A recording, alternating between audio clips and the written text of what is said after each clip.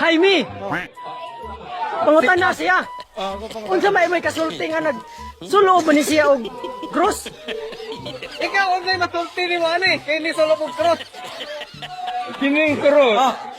Ang tagiya ni Dilis Jesus Christ. Si Jesus Christ, ginansang sa cross ni Matilan. Ang tagiya ni Cruz patay na.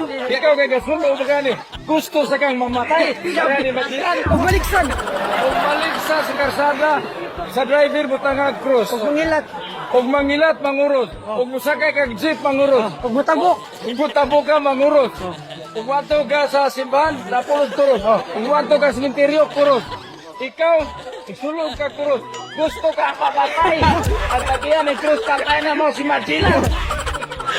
Ang tanang nakasulat sa Biblia, na wa naman ka nakasabot, kung wa kay nakasabot, ayaw pag-appeal.